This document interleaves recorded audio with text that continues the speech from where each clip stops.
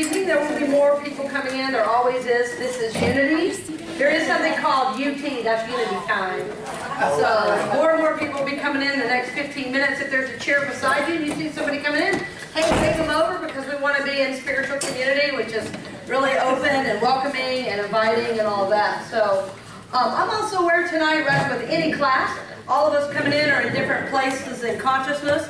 I talked to many people over the last several days who said, man, everything is to crap right now, or I've been in my stuff right now. That's all right. You're in the right place. We're going to talk about it. We're going to give you ways to deal with it and all of that. But let's start with our with a pray-in. That's how we start everything in Unity. And then we're going to get started with my presentation that's up here for you tonight, which will include some of your feedback on the homework. So if you weren't here last week, you're just going to have to chill in that part and learn something. Because some people are doing really big, deep work over this last week. But I'm sure it'll bless you to hear all of it. So, okay, please join me as we pray.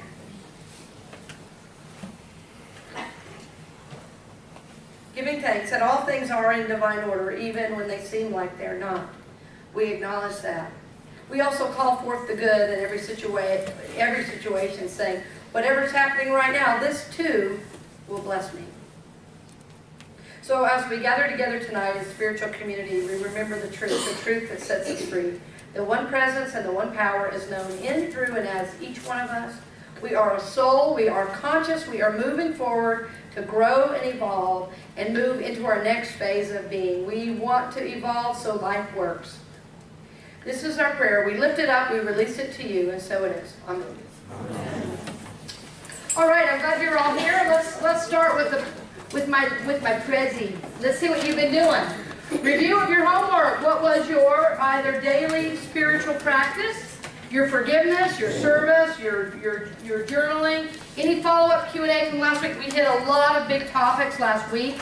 I'm going to just do a very little bit of review because what I'm learning from people is that because this is brand new to a lot of us, that anytime we can speak about it and get a repeat of some of the ideas, it helps us, get it more into our consciousness. So we will review a few things, which I think will help folks. And at the end, I'm going to give everybody a gift from Leanne. Leanne Thomas brought a reading. And Leanne, I may just have you come up at the end, and we'll hand them out. During the love offering, we'll hand them out, and then at the very end, you can read that for us, okay? We'll do that at the end. So who would like to share a little bit about your process over this last week? What did you do? Yes, go ahead, Lisa. I'm Miriam's spouse, but her caregiver also. And she always will say sometimes, like, she'll always say stuff like, sorry, I have to do this or that. So I kept saying to her, well, say you're sorry. It's like my service. I took it more like I was doing it. Even though it's helping her and supporting her is for God. Right. Beautiful. Beautiful. We're going to watch a special video at the end about just that. So, beautiful. Yes. Thank you. Renee? For me, what I started doing was, you were talking about just kind of doing it for God. Yes. And I have an issue with, like, washing dishes. And things like that. And like you don't want to? Yeah, I really don't like to do dishes at all. I'd rather just stick them, but it's only two of us, so it's like, stick them in the dishwasher, It's like, why do that when there's only two birds there? So I started just, I was washing dishes, and I'm like, oh, dishes again. And I shifted by thinking of just, I'm doing this to keep a sacred home, and this is all an expression of God. And when I did that, it actually, the energy just really, like, it felt like I could breathe better. Yes. And just more aligned. The energy really shifted, so. Yes, right? And the energy shifts from within out, right? It's not the opposite. Right? It's not like somebody's going to come in and a magic fairy go, you are now spiritual. It's you just, even though I wish that would happen, totally open to that happening. But it's about us in the moment saying, oh wait, you know what? There's a bigger reality here. I want to tap into that, right? Anybody else experience that in the last week? Yeah. Good. Leanne? Well, I took on the same one about doing everything in devotion to God, because I already do like sort of a thing in the morning, so I Right. thought, well, I'm already doing that, so I'll try You're already this. doing a daily practice, So I yeah. thought I'll try this, right? And I tell you what, it was a very interesting thing for me because, you know, I'm like, how do I drive to get gas in devotion to God? How do I make a phone call to some business Right. about some bill or something Right. as devotion to what I call a friend, you know, God. Right. Anyway, so like, that's actually a question I have, like, and so I actually looked up the word devotion, you know, and because I like to look stuff up like that and figure We out love the etymology of what does words. it actually mean, you know what I mean? Yes. And so love, loyalty, or enthusiasm for a person or whatever, religious worship, okay, so that's the main thing, love, loyalty, or enthusiasm for God, I guess you would say. Right. And then it said see devote, and consecrate was part of where it came from the Latin, consecrate. So Mhm. that I could get, like I'm consecrating this Right. to the friend. And then devotion, to give all or a large part of one's time or resources to something. And then it also came from the Latin of to vow. So like I'm vowing mhm. to consecrate this to God. It's like you're vowing to make all of your action holy action. Right, so it doesn't mean that necessarily, like, on the phone you're saying, by the way, this call is only going to bless you. Even though it will, honey, you're that good. But it's the idea, several years ago when I was really busy in ministry, I had this list, my to-do list. Does anybody else keep lists? Actually, give me a list. I am got it cold, done. Love me a list. But I was so action oriented. I was like, call this person, call that person, call this person. So what I started doing is I had a to do, and then on the other side I wrote to be. Yes. And so for each call, I had another column. And so like if it was like to call a parent, at that time I was a youth and family minister, and there was a parent who was very interesting in her parenting style. So in my call to her, like I had showed a movie on a bus that she was not happy that I showed, but her son had already seen it. So that's, okay, so that's what I was going into. So number one on the list was the mama.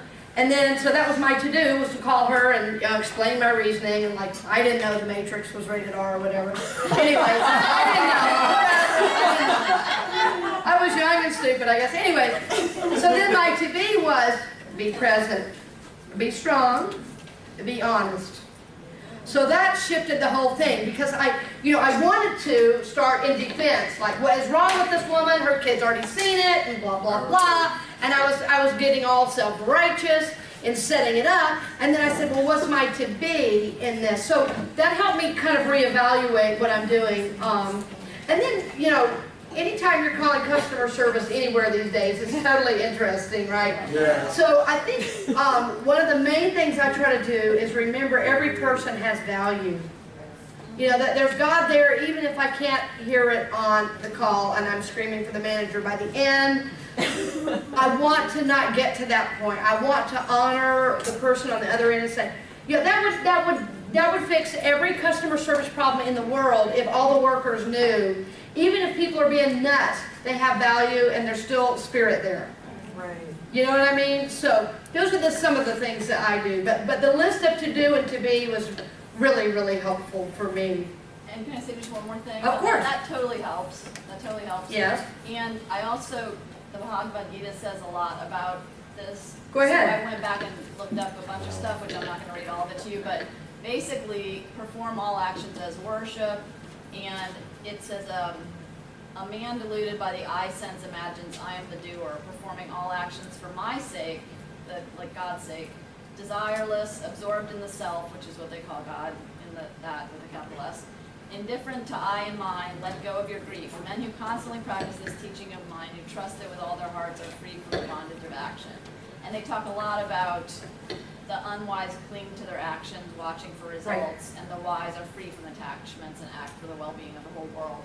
So there's a lot in that more about that. Right, And well- that about like not being attached to the result, which Well, that's is what I was- very difficult for me, but that's why it was a good practice. No, I think that's a really important point. I didn't mean to interrupt at the end. I was just totally vibing with you. Sorry about that. No. That yes, when it's in devotion to God, there's a detachment from the action. Like honey, I just did all the laundry for you. Great. Okay. No, you're supposed to say, that's wonderful. I totally love you for it. Yeah, you see how that's very attached to the action. Rather than I'm just doing it in service. Right, so you're serving the holy in the one that you love. You see what I'm saying? Yeah, And it talks about being like not desiring, like the result, like not being attached whether it's good or bad or failure or success, but just doing the action for the action itself. Right, right. Good. Simona, did you have your hand up? Yeah, it's kind of like, it's almost. We're picking up something. Oh, I'm sorry, go ahead. It's radio signals. I'm beaming out evidently. try putting your necklace in your shirt. No, it's Zoom. Yeah, it sounds Oh, it's Zoom. Okay, whoever's on Zoom, you need to put your microphone on mute, please. Just mute out because we're hearing bizarre sounds. And we love you. Glad you're here. We really, really love you. Okay, is that better? Yeah. I know this is my new necklace from Roxanne. It's handmade from France. It's the chalice. Beautiful. Anyway, sorry. No more about me. Okay, back to you. That was a me moment. All in worship. quiet her microphone, but she did. No, it was the same thing that I had a very challenging situation for my daughter where I had to go talk to the school and I was really upset. But before I went to talk to the vice principal, I, maybe like, what if I'm talking to, what if this is like God doing in service and how you can really shift your energy if you do that. And I went there, I didn't know this person, and she was fantastic. She was very supportive. Right. She understood the challenge, and so that really gave me again an affirmation that when we change ourselves Yes. and our reality, it's amazing what we found out there. Right, and for those of you who were here Sunday, remember when I was talking about heart math and that energy going out from your heart? I'm telling you, it sets the whole thing up. And here's the other thing. Here's where forgiveness comes in. We're all human. There are times that we're not conscious. We're going into the school and we're saying, I don't like this, and why are you doing that? So rather than shaming ourselves, which is easy to do, like, I know better, and ministers are famous for it. It's like, I teach this stuff. How could I not be doing it? You know what I mean? But then we say, okay, you know what? Wow, I'm human today. I've got some stuff going on, so now I'm just going to forgive myself, knowing God already forgives me. And now I get to do the next situation a little bit better, right? So helps us get conscious. Nobody has talked about forgiveness yet. Has anybody done it? Okay, good. Let's hear from you three. Go ahead, Britt. I did the forgiving myself one, and Right. And did you do the 70 times 7? I did 70 Bam. times 7. I'm so proud of you. Right now it was 70 times 7, but I'm saving my last 20 for tonight before I go to bed. All right, good.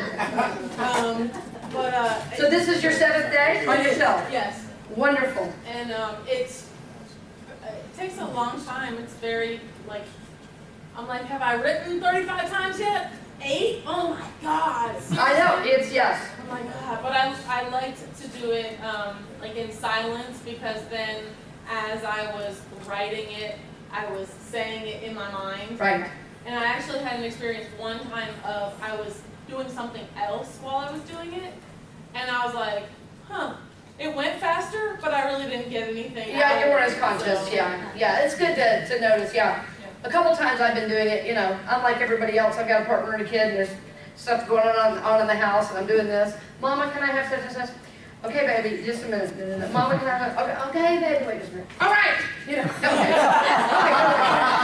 Okay, I'm so sorry. Will you please forgive me? Yeah, start over on me.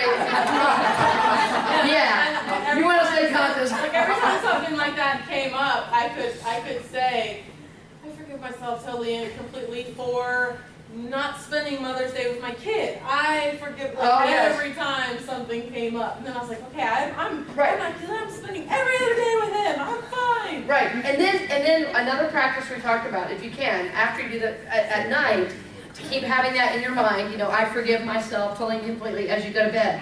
Because what you're doing, you are cleaning the slate, clearing the slate to prepare for a new day to come the next day. When we carry all the stuff from the past into our dream time, and then we expect to have a new day the next day. It doesn't happen because we're carrying all the old energy from the day before. So there's this grand, good new day that wants to spread out before us the next morning, and we're still hanging on to what happened. So if you can go to bed at night with that idea, it's like the subconscious, and even, as Jung would call it, the unconscious, would take over. And then often in the dream time, you might have some stuff come up that's helping you release as well. So going to bed also with that is really good. All right, I think it was Julianne and Kara, and then but I wanted to hear from you two, because you both raised your hand. Oh, okay. Am I putting you on the spot? You don't have to. No, it's okay. It's Okay. okay. I'm doing the forgiveness, the 70 and 7, but I'm only on 3. And Right. like Britt said, you know, I'll be listening to Pandora and I'll be like, I am forgiving my bad and I'll sit. I'm like, it's like you really have to be Yes. very much in silent, phones off, but it's particularly purging, I think, because you're seeing the words Yes. and you're hearing it, you're saying it to yourself in your head as well. But I think for me, it's probably going to, because to be honest with you, I haven't really felt anything. I'm Right. just doing it. It Good. might be better, or I might feel more or have more of a moment when I get to some other particular Right. people. I understood. Because I work on myself. I feel like I do constantly, but I still am having some resentments and stuff with some people who I've said in my mind that I've forgiven, but maybe not. And the Right. sort of things still kind of really get in my head. Right. I'm glad you mentioned too about not feeling anything yet, because when you're working a spiritual discipline, anyone, meditation, forgiveness, even having a daily practice, sometimes, and this friend of mine who's a minister said to me, we were doing a retreat together. We were actually doing a men's retreat, and I happened to be one of the leaders. I know it makes no sense, but anyways, and actually it totally does. My inner man was so happy, you know. But anyways, he said to me, he went and did his meditation. I said, how are you? He goes, well, punch the clock. I said, you got nothing? He goes, I got nothing, but I did my 30. So in other words, I'm going in, I'm doing my practice. I know in silence I'm building some kind of consciousness, you know, but I can't say what it is because today I'm just not feeling it. That's normal with the spiritual practice. We all want the, you know, the lights and the cool and the everything and the yummy yummies, you know, from the heart. But after the 7 days, I bet you will start to feel a shift. That's what I was going to say is hang in there because you will. And I felt a shift on my 7 with myself. Then my partner also felt a shift there. And it's really helped me practice detachment a lot. So hang in there. Yeah, hang in there. Kara, what were you going to say? I started wanting to do all of them. And Yes, I did for you're right. 2 days, actually. But I found like I've already done the 7 days and I feel lighter. Good. Yeah, I on yourself, found- yeah. Yeah, on myself. The first day though, found it very interesting. I found myself wanting to print all in capital, like I was yelling it at myself, and like I did it in different forms. Like I found myself in cursive, and I found Me it too. doing different ways, and it had like more of an impact on me. I had an opposite experience though when I put on music or something in the background. Right? What it did for me, and I think because of the way my mind works, Sure. I started thinking of, oh, I need to do it for this person and for this person and for this person. Right. So that noise in the background helped me go, you have this. And what's so amazing about doing the forgiveness work is something's happened to you and you're like something happened to me today and I'm like, I can't believe that just happened. What in the world? And it made me realize, oh my gosh, that had to happen to me so that I could see how sometimes I am to other people. Yes. And if I wouldn't Beautiful. have just done all of that, I might not be in that place to say, I can't believe that just happened. Right. Oh my gosh, do I do that? I Great sometimes awareness. do, you know, and so it's making me more aware and like conscious. Beautifully done. And I would say that's important to remember. There's not one way to do forgiveness work. Everybody's mind is different. I'm learning every day the things that work better for me in certain arenas and the things that don't. So there's no wrong way to do it, really. I've done it with interruption. I've done it without, with music, without, with meditation, without, on a rock, in the woods, at home, on my bed. There's no wrong way to do it. But what you are getting, and it's important for us to lift up, when you begin to focus on these spiritual things, you become more aware. When you are aware, this is why forgiveness is a karmic cleanser. I want to get back to this topic. We haven't left it at all. As you're more aware, you get to make a new choice, and that's when you evolve. That's when you clean up your karma. Forgiveness is what does that for you. Also, remember that forgiveness is directly related to debt. So if you want to get out of debt, forgive, forgive, forgive. Forgive, forgive, forgive, because you're holding something against someone else. So forgiveness releases the indebtedness. Right? So trust me on that one. That's a whole nother class. That's next week. So let's go to the next slide. This is part of our review. I wanted to say just a few words about this and about your soul. I added a line though from last week, which is you are a soul. You are not your body. You are not your personality. You are not your income. You have been here before. Look at somebody and say, you've been here before. You've been here. Now look the other way and say, you'll come here again, most likely.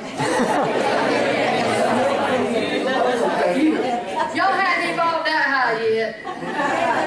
You ain't there yet. Never mind. This, I was just thinking of my feeling. I had someone several months ago come through the line at church. I think I mentioned it. She was a distant cousin. We had both done the Ancestry.com thing where we, did the DNA test or whatever. And anyway, she was saying, I think, she said, you know who this man is? She showed me her cell phone. I said, that's my grandfather. What's he doing on your phone? Anyways, and so she was saying, I think I'm your cousin. I said, I don't know. Do you have all your teeth? And she said, I'm missing one. I said, perfect. You're in, baby. So, that reminded me of that statement. Your karma is linked with your family's karma. So that's true, yes. Your karma is linked with your family's karma. This is an important idea for tonight. One of the main things we're going to talk about. It's true for your spouse. It's true for your kids. It's true for your family of origin. And almost everybody I've ever known in unity circles, or spiritual circles rather, say, I was always the whatever one in my family. Raise your hand if you know what I'm talking about. I was always a different one in my family, right? How was I born into this family? Right? You're all the people that were kicked out of Sunday school. Right? I didn't belong. I don't know. I always ask the wrong question, right? I call myself the mistaken zygote. I don't know where I got that as a kid. I used to call myself that. Right. I'm in the wrong place. But I'm in the wrong place. Well, what happens is that everybody's given an opportunity to evolve. You're born into a particular family system for a particular soul need. Now, okay, so you are born into a particular family system for a particular soul need. Now, what we tend to do is say how wrong our family is. But I'm telling you, on some soul level, you called it up. And the need is a lot of times both your need and their need too, right? Oh, yes. It's set up to be mutually helpful for all. Now, some will go and evolve, and some will not.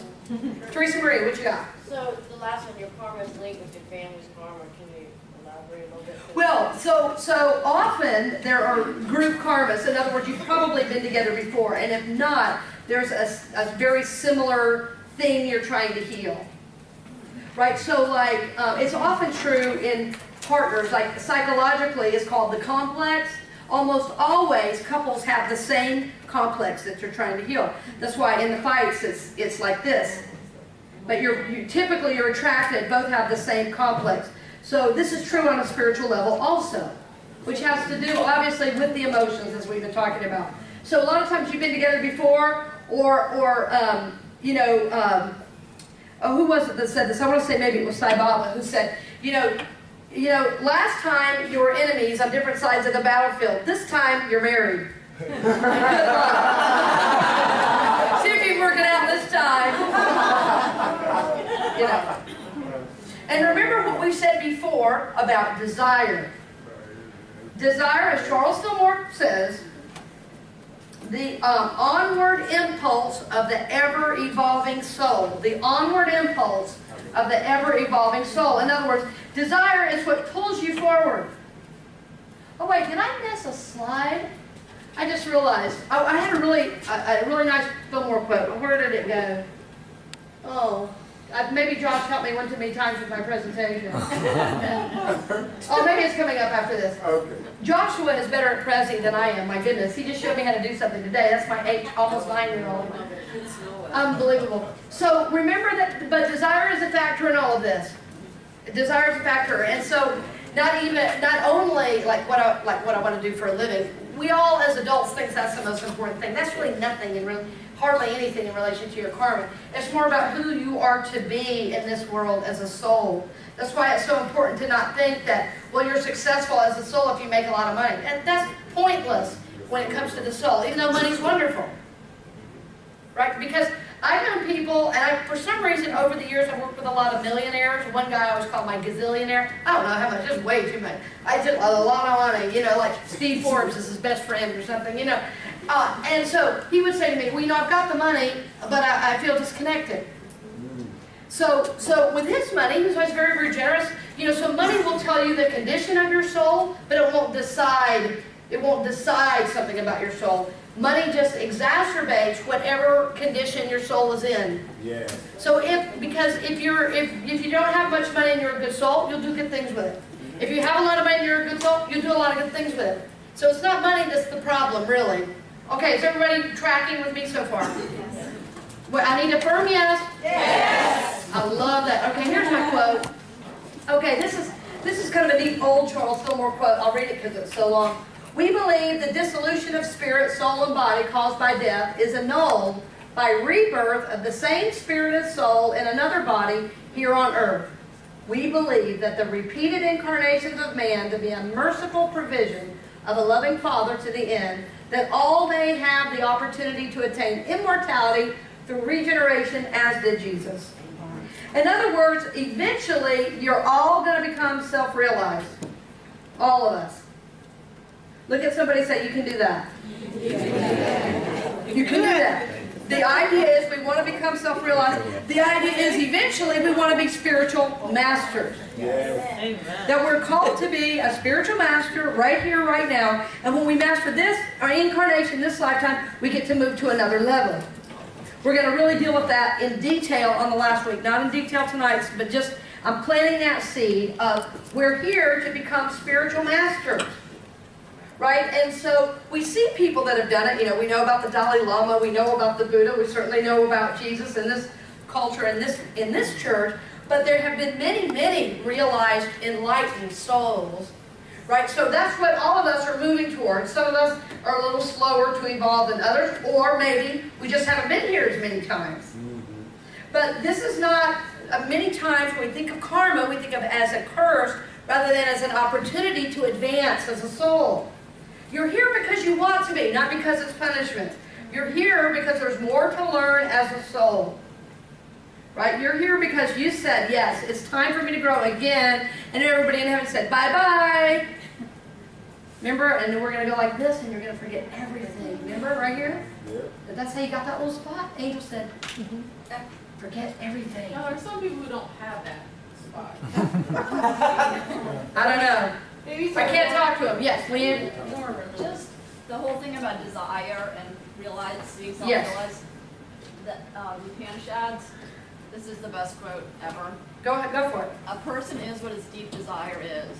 It is our deepest desire in this life that shapes the life to come. So let us direct our deepest desires to realize the self. The self, capital S, God in us, you know. Right. So you know, I'm going to stop saying the word kind of. I'm sorry. Let me rephrase that. I have synthesized the masters, and they all in general say this. God will give you all you want till all you want is God. The desire of... Hello. Hey.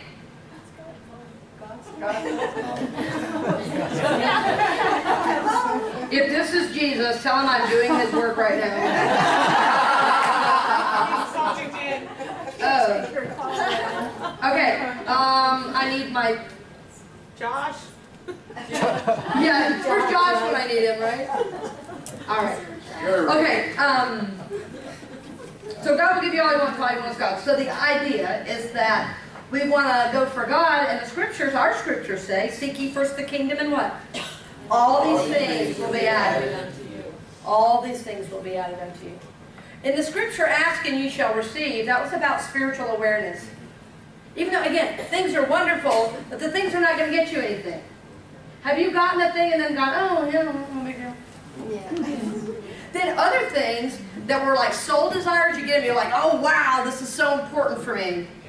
You know what I'm saying? Then it's not about the thing, it's about the experience, something your soul really desired. Like, recently I bought a new vehicle. And I've had a lot of really nice vehicles. I mean, I've had, really nice vehicles. I've had a Mercedes. I remember when I got that, I thought that was a big deal. And, I remember when I got my first little Volkswagen that I adored. I loved that car. And I'd always wanted a brand new, full-size, pickup. And you got that. And I got that. Smack that in that thing. No, it was a soul thing that was about my worth. Because when I would look at the prices, I would say, my God, these are so expensive. It was more than my Mercedes. And it didn't have that cool little emblem or nothing on there. But I wanted one perfect for, a horse owner and all that, But it was a soul thing because it was about me believing I was worthy. See how it wasn't about the thing, even though there was a thing engaged in it, right? So that's how it's different. And that's why for a while I wouldn't get it. I wanted to make sure I was clear on why I was getting it. I was like, I don't need more stuff. Do I need to spend this kind of money? I was like, yes, your soul wants to do this. Done. Right? Does that make sense to everybody what I'm describing? Okay, good. Let's go to the next slide. Because we do have several really important things. Okay, some of these questions, I mentioned this last week, are a result of the questions from the class before, and I reworded a couple of them just because some of them, the wording didn't totally, wasn't super clear. This one says, I have my own consciousness and I am a soul. When I am with others, am I in a group consciousness? So the answer to that is basically yes. However, if you're visiting a group, let's say, everybody goes to a concert or whatever, you're part of the group for a moment, but is there some resonance with you in that group? Well, obviously yes, because you showed up there. Like, a friend of mine just went to Bonnie Raitt, which was really surprising. I couldn't imagine he wanted to go to a Bonnie Raitt concert, but he did, and it was a cool experience, like best music ever. But is he like a part of the Bonnie Raitt fan club? Yeah, Bonnie Raitt's cool, like her new guitar. No. You see, so there's always different levels of consciousness. So, like in our church as a spiritual community, this is a group consciousness. And there are people that are kind of in and out, so they're kind of bouncing around. That's all right. There's a lot of seekers. But the people who call this home and are really doing their spiritual work, they are a clear part of the group consciousness. In other words, they're saying, we want to be a part of this movement of energy in this place. My soul knows this is right for me. That is being a strong part of the group consciousness. Probably we have been together before, who knows how. But now, maybe before it wasn't a movement for good, maybe now it is. Right? That might be an involvement. Yes, Britt. If there is a situation like a concert or whatever where you're just there for a second and something happens where everybody there dies because of something, whatever, like 9/11, Oh yeah, it's like 9/11. So the people on a plane, normally they would be in a group consciousness for a second and then they'd be at their destinations and move on. Right. Yeah, that's not necessarily a group consciousness, but go ahead. Okay, but if this group that is from wherever dies together, yes, is that something different? Is that? Did anybody ever watch the show Lost? Yes. Well, my partner does all this work. Sometimes I out her as a Ghostbuster, and the first show that we watched she said, all these people are dead. They're in the bardo. They're in between lives. They're working it out. The first show, she called it. Wow. I said, really? You think so? I said, I think you're right. Well, we watched we got so addicted to that thing. I love, what was the guy who had been in the wheelchair and then, you ever talk about, anyways. Locke. I always call them Locke. Yeah, so yes, in that case, yes, that's a group agreement because they came together to work out their karma. So, yes, in that case. There was something else that you said I wanted to correct. The airplane. Well, I mean, yes, I wouldn't, that's a little overboard to say that's a group consciousness. You happen to be going to the same place, but is there some huge soul agreement? No. Okay. You know, but like, what about my relationship as this karmic? Bam, yes. And again, that's not a bad thing or a good thing, it just is, meaning you came together to heal. This is also true of exes and kids and all of that, that yes, it's karmic, meaning there's some lesson you're supposed to get while you're with them, or you would never have been with them. And the agreement was some soul agreement. Like at some point we said, Lisa, I'm going to remember this karma. This is before we came, and I'm going to say, Lisa, you know I love you. I hope next time I see you, I won't forget what this was about. And Lisa will say to me, you know what? I'm always going to remember our soul agreement. The next time I see you, I'm going to remember. This is before we come down. Then we were born, and then life happens. And then we see each other again. We say, for some reason, I feel like I know you. Have you said that to people before? Yeah. Or you felt like an instant connection? Yes. And you say, I can't explain this. We're finishing each other's sentences. And that often happens in romantic things. I love romance, y'all. Anyway, I can't wait for Sunday's message, sex and religion. Anyway, so, yeah, it is adult only. I may say a word from the platform I never have, that's true. But, so we have, not that kind of connection here, I'm just saying.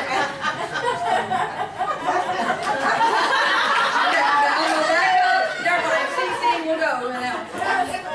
So anyway, so I might say, you know, man, I feel a connection to you, or I'll say it was like that when I first met Dorothy Moore. I'll never forget it. I'll never forget. She was working in another department, and I said, "What are you doing now in education? I think you should come work with me in pastoral care." This is when I was in Phoenix.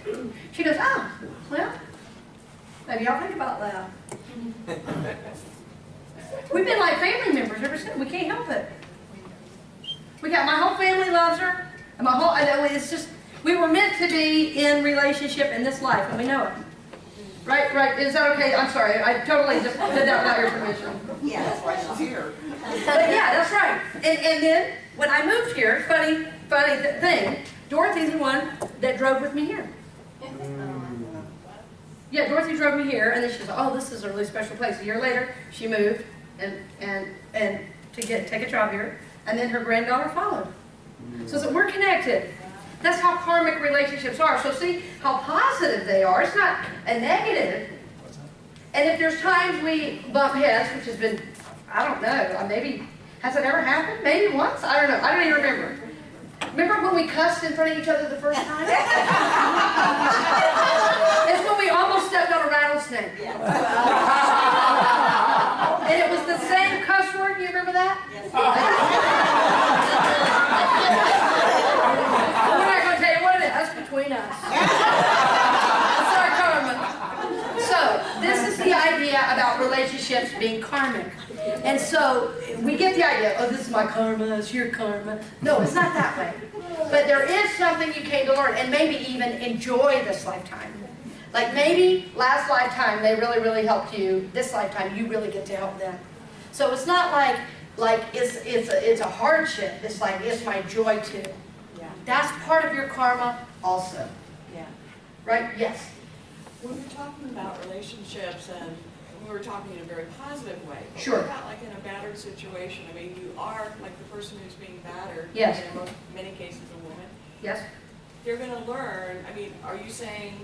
What I'm hearing you say is that they have like a soul agreement in a way. Yes. And so, for instance, that battered person may be learning that they're much stronger than they are, or they're honing their character in some way, or Yes. correct?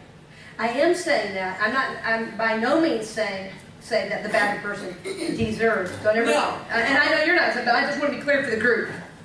No one deserves that. However, is there a soul contract happening? Yes. And there's an opportunity for the one doing the battering to remember who they are, and the one being battered to remember who they are.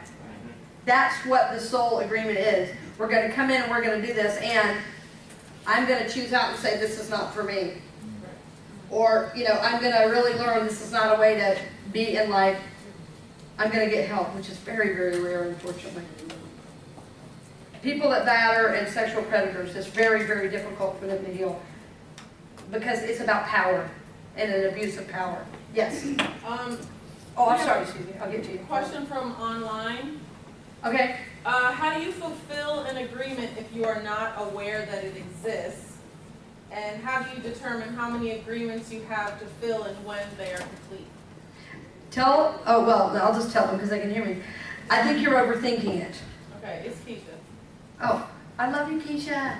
Okay, but, so here's the agreement. Well, if you're in a relationship with anyone, a mom, a sister, a brother, a partner, you do have an agreement, period. You don't have to wonder. If they're in your life, you have an agreement. So then then the work becomes, what has the agreement been? What am I supposed to remember? How am I supposed to raise this up and elevate what this is?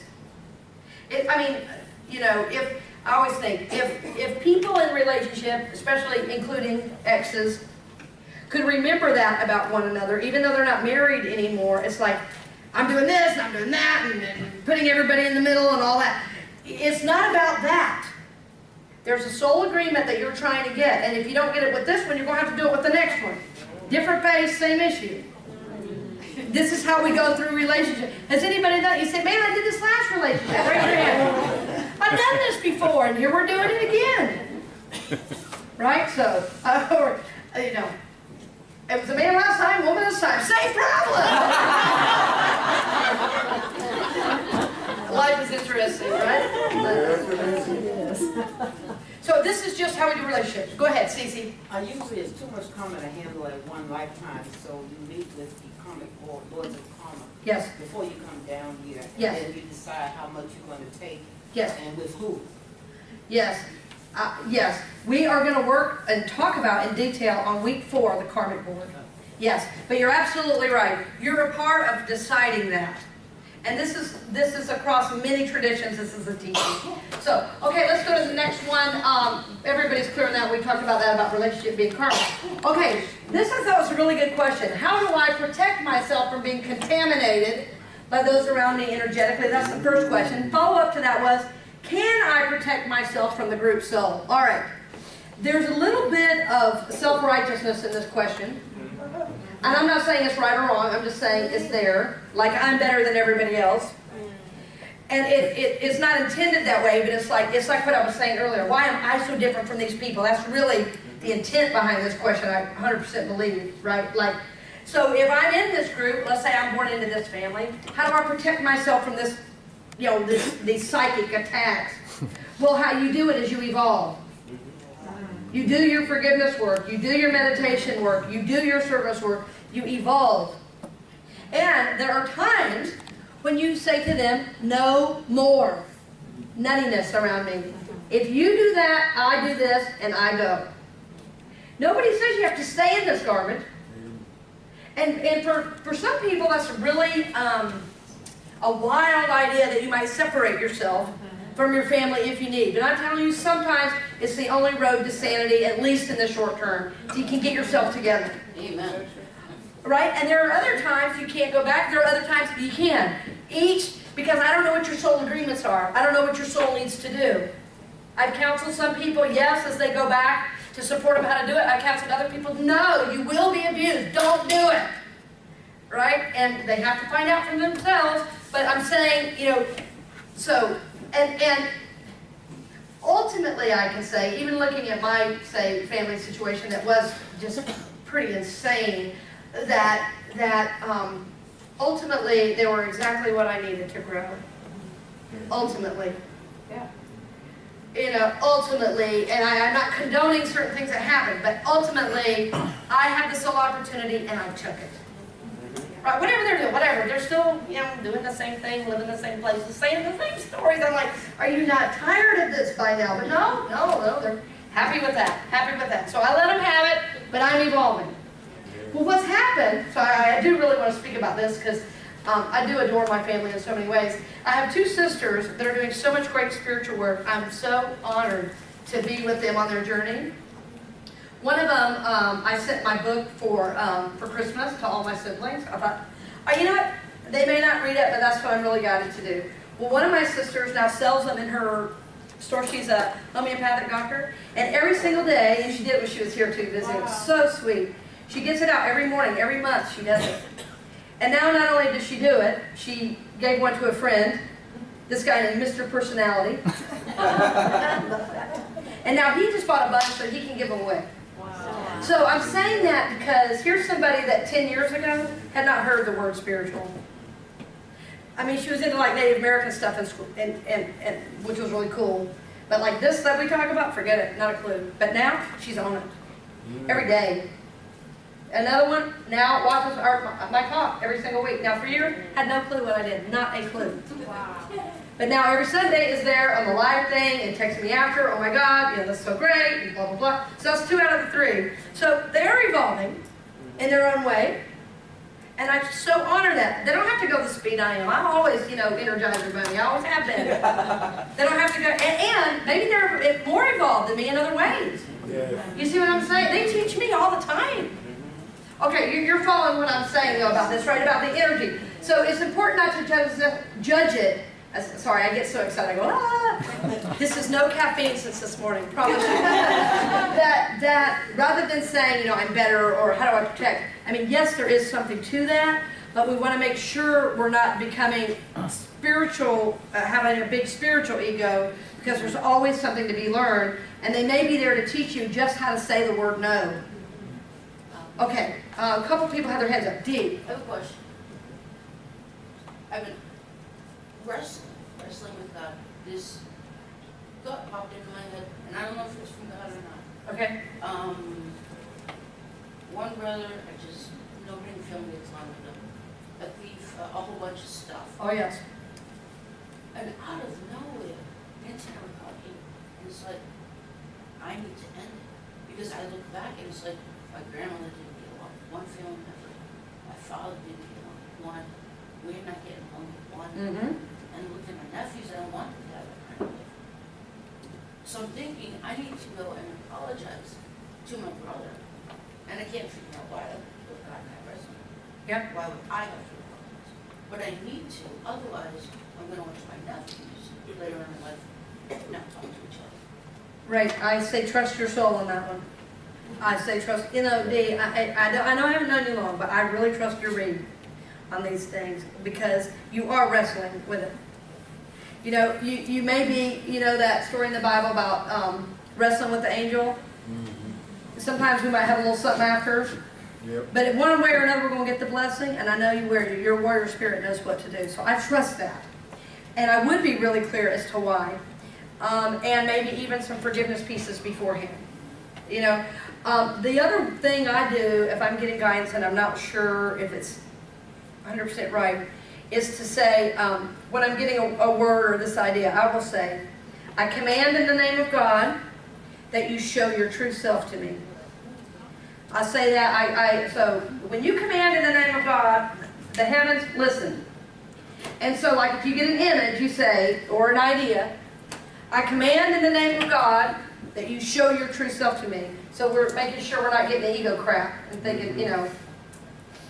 I mean, you know, what's that story in the Bible about the guy trying to kill his son and all that business?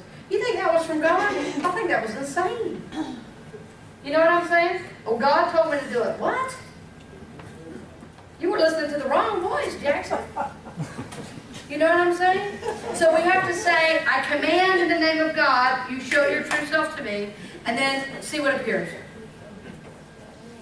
For many years, I was listening to a voice that was not a good energy, but it sure looked like it at first. And when I said, I command in the name of God, you show your true self to me, it went green. It was like, bleh. It was like, ooh, something from a like sci-fi movie. And then another time I got this image, and it was of, I hadn't told this story in a while, but I will tell it now because of this. And I said, I command in the name of God, because it was Jesus that was coming to me. I was like, I don't know. You look like Jesus, but I've been fooled before. So I said, I command in the name of God, you show your true self to me. And Jesus stepped forward like this, flipped himself inside out, and it was the solar system. I said, that works for me. Got it. The cosmos itself are speaking. Got it. So we have the power to know that. It's not some, airy-fairy thing only the priest knows. That's a really old idea. Jesus came to say, Daddy, Abba, right? So we have the direct experience of the divine. We just don't always know how to do it, right? I command in the name of God, you show your true self to me. That'll help. I command in the name of God. Yes? Pick me up, Scotty. Thank you. What's that? It's like pick me up, Scotty. Yes, exactly. I don't know why this is recorded. Did somebody Else is getting on. Okay. Oh, good Lord. Oh my gosh. Okay. I'm sorry. I'm not going to do Zoom next week. I love whoever's on here, but it's totally busting my flow. Okay. Let's try again. All right, let's go to the next one. Okay. You know how people have those stick figure things on their car? Yeah. I saw one the other day that says nobody cares about your stick figure family. My other favorite recently, if God only gets 10%, that should be enough for the IRS. Yeah. Okay. Now, I love you Zoom people, but when people come on and off, I think that's why it does that, and it messes it up for the group. Okay, if your family is a part of your karma, why wouldn't you go right to them for your personal inventory and healing? This is the question. Because frankly, they may not care. Right. They're not in the same place. It was a good thing though, because there are times when we do go right to them. There are times. So, what's that? When would that be? Well, in my case, it was a situation with my mom where I was just really being chicken and I didn't want to do the forgiveness work, So there are times when it's important to do it in person, and really, it was because I was going to do a talk and I didn't feel, ready to do it, and I got this idea that I needed to do forgiveness work. So when I was sitting down to do it, it was like, you were being so chicken, you need to call your mom right now. And she didn't have Alzheimer's then, so there was a real important connection. And I realized if I didn't call her, and when I called her, I said, Mom, I don't know how to say, I don't know how to say this. She said, well, what is it? And I said, well, I know there's probably things you need to forgive me for. That was the way I started. And instantly, she said, oh, if there was, it's already forgiven. Beautiful. Then she said, but I'm sure there are things you need to forgive me for. And so then, of course, I was so inspired by her answer, I couldn't help it. Right from the heart, same thing. No, Mom, if there was, already done. I could have never done that in the little journal. You know what I mean? That would have been chicken way out. So in that case, it was important, and it was also important for me to ask for forgiveness, because there was times it was really, really tough. Like my mom would not say, I love you. She wouldn't say it. Which is hard to believe now. She tells me 1,000,000 times. I found out later because I told her not to, which I had no memory of. You see what I'm saying? So, Mom, you're not supposed to listen to what I say. You're supposed to be my mom, love me, and say it no matter what. You know what I'm saying? So the forgiveness piece was good, and then now we're so clear. If she were to die today, no problem. Free and clear, free and clear, free and clear. Yes, Tony. I have a daily struggle, especially with my mom. Yes. I feel I'm grateful for the dysfunctional mom that she was to me, or the lack thereof, but yes, because it made me the mom that I am today. Yes, sometimes the reaction too. Yeah. Yes, right. But, I've always cared for her because I've always known that to be my responsibility. I've always looked after her. I've always felt that as a responsibility. I've always been conscientious and caring. But it hasn't come out of a place of love for me. Mm-hmm. And there's times now, a lot of times now, where she's always very, like, my beautiful daughter, or my, and I can't receive that. It's hard for me to get any kind of compliments from her. Mm-hmm. I don't know if it's because I don't want to receive it, or because I feel I don't deserve it, because you know, a lot of times